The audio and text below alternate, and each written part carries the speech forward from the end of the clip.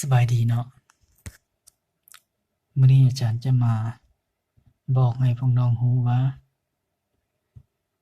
บอกให้พวกน้องรู้เกี่ยวกับการแก้บทเลขของต่างประเทศ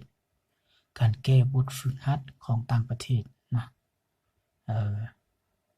อยู่บ้านเฮายังถือว่าเป็นเรื่องธรรมดาแต่อยู่บ้านเขานี่เรื่องความรู้นี่มันบ่ธรรมดาเนาะเขาบ่ได้บอกผู้ใดละล่าเนาะเขาบอกแต่เขาจะมีแต่บอกน้อยเดียวเหลือนั้นเขาเจ้าจะเอาเป็นค่าเนาะค่าเสียเวลาบ่ค่าเสียอนาคมรู้พวกนี้พวกนั้นประมาณนั้นเนาะเอออยู่ในนี้อาจารย์จะไปบอกว่าอยู่ต่างประเทศนี่คือ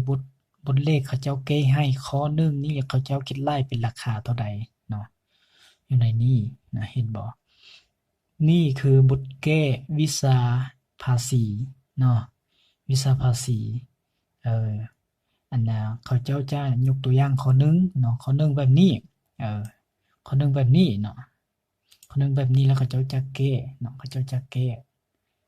เห็นบ่เขาเจ้าจะแก้แบบนี้เขาแก้ข้อหนึ่งข้อหนึ่งให้แต่ละคนเบิ่งเนาะจากนั้นเด้จากนั้นเขาเจ้าจะเอาเงินเนาะเขาเจ้าจะเก็บเป็นข้างเอาเงินเนาะเขาแก้ให้เรียบร้อยแล้วแต่ว่าเราต้องจ่ายเงินก่อนจ่ายทางบัตรเนาะจ่ายทางบัตรหรือว่าจ่ายทางเลขบัญชีเนาะจั่งสิเห็นคำตอบหรือว่าจั่งสิเห็นอันน่ะบทแก้ของเขาเห็นบ่พวกนี้เนาะพวกนี้จะยังบ่ได้แก้เนาะพวกนี้นะ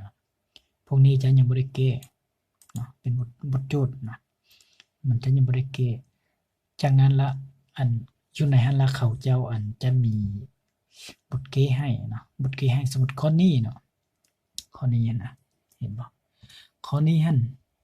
มันจะมีเนาะเขาให้บทโจทย์มาแบบนี้และอยู่ในนี้เนาะคือบทแก้เห็นบ่บทแก้อยู่ในนี้เนาะราคาของมันนะราคาของมันแก้เลขข้อเมื่อกี้นี้ซื่อๆเนาะ50รูปเนาะเงินรัสเซีย50รูปถูกเงินกีบอยู่ประมาณ6,000 6,500 7,000นี่เนาะใกล้ๆนี่ประมาณนี้เนาะแสดงว่าข้อหนึ่งหั้นเขาเจ้าคิดเป็นเงินกีบประมาณ6-7,000เนาะเขาจะบ่ได้เฮ็ดคือแบบบ้านเฮาเนาะบ้านเฮาถือธรรมดา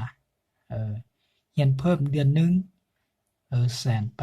150,000ประมาณนี้เขาก็ยังแพงแล้ว40-50พันเขาก็ยังคิดว่าแพงแล้วนะเขายังบ่ฮู้เนาะต่างประเทศเขาเจ้าเฮ็ดแบบนี้ต่างประเทศเนาะเขาบ่ได้สอนเพิ่มเออเขาบ่ได้สอนเพิ่มแต่ว่าเขาเจ้าสอนอยู่ในออนไลน์แบบนี้เขาเจ้าเก็บเงินทางออนไลน์แบบนี้เนาะผู้ใดสนใจก็ไปจ่ายเงินแล้วก็ไปเบิ่งเนาะข้อหนึ่ง50รูปแบบนี้10ข้อก็500ถูกเท่าใด50010ข้อ500ก็ถูกประมาณ60-70พันเนาะเงินกีบเนาะเป็นอันนี้นั่นให้แต่ละคนได้เบิ่งนี่วิธีแก้อันนี้เด้อเห็นบ่นะแต่ละข้อมันจะมีเบิดเนาะเห็นบ่แดงๆนะตัวแดงๆนี่มันจะมีเบิดเห็นบ่50เบิดเนาะพวกคณิตศาสตร์ก็มีคือกันพวกเคมีก็มีคือกันฟิสิกส์ก็มีคือกันนะภาษีบัญชีการเงินพวกนี้ก็มีคือกันเขาจะเฮ็ดคือกันเบิดเนาะพวกอันน่ะแก้บ่ได้เสียเงินก็มีคือกันแต่มันบ่ได้หลายมันมีแต่พวกง่ายๆเนาะพวกบทโจทย์ที่สำคัญแบบนี้เขาเจ้าจะเก็บเงินเนาะเก็บเงินอยู่ในนี้คืออาจารย์ว่าผู้ละ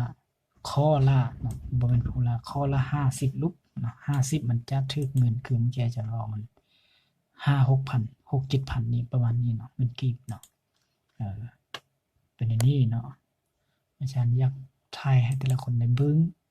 ให้ฮู้ให้ได้คิดว่าเป็นหยังอาจารย์แต่ละคนสอนเพิ่มนั้นคือเอาแพงแท้บ่ได้แพงเนาะส่ำนั้นซื่อๆเนาะบางคน40-50พันบางคนแ